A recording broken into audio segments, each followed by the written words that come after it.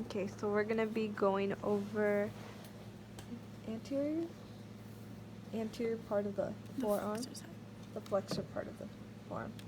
So right here we have the flexor retiniculum, and then right here we have the brachioradialis.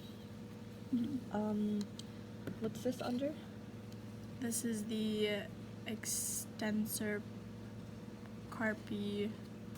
This is part of this side is part of the extensor side. Okay, well, let's just go over the. Yeah, okay. So this main thing is the brachioradialis, and right next to it is the pronator teres, and then the flexor carpi radialis, and then right here we have the palmaris longus. And the way to remember that is because it goes all the way out into the palm, and then and then this is part of the flexor digitorum superficialis.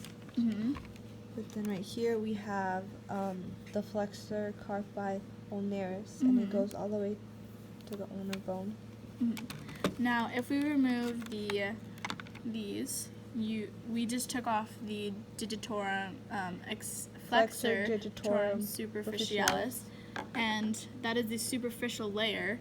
And this here is the flexor digitorum profundus, which is right underneath that. Now, if we move the brachioradialis, we have the supinator and the pronator quadratus. Yes.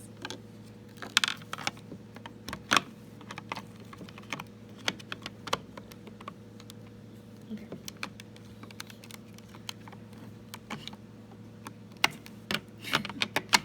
Okay, so right here we have the bicep brachii, and underneath that we have the coracobrachialis. And if we flip it over, turning it to the extensor side, we have the triceps. The triceps brachii, and this is the, if we can tell, this is the medial head. This is the medial head, and this is the lateral head because it's on the outside of the body.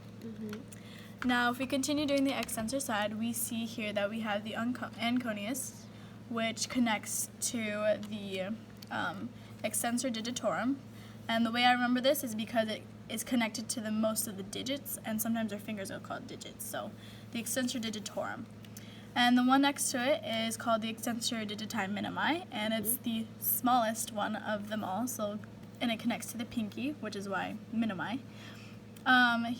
This one here is the extensor carpi ulnaris, which is right next to the flexor carpi ulnaris that we learned from the other side. And over here we have the tendon that connects to the extensor pollicis longus, and the next one over is the extensor pollicis brevis, which is shorter and it stops shorter, and this is the abductor pollicis brevis as longus. Oops, sorry, my bad. Abductor pollicis longus. Yeah.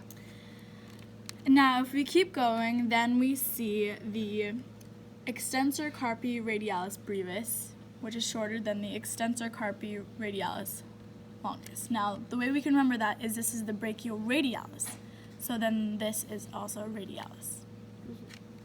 Now, if we move on to the hand, we can see that this right here is the abductor pollicis brevis, and right above it we have the flexor pollicis brevis, and just below it we have the opponens pollicis, which is in between the tendons. And I guess for the last thing we can talk about in between, and this right here seems to be a lumbrical, and I think if you can barely see it, yeah, these are all lumbricals. And do you see any dorsal interossi? No, or No. maybe this is dorsal interosity because it's kind of pointing towards. Okay. Yeah. Okay. Oh, let's go do this part. Yes. Okay. This is where the TCA's expertise comes in. So right here we have the deltoids, and if we move this, we have the supraspinatus, Supraspinatus. and then this is the infraspinatus, This is teres minor, teres major, and then latissimus dorsi. And then if we flip it over, And then We this is scapularis subscapularis. Oh, this is part of latissimus dorsi, isn't it? as well, which is on the other side. All right.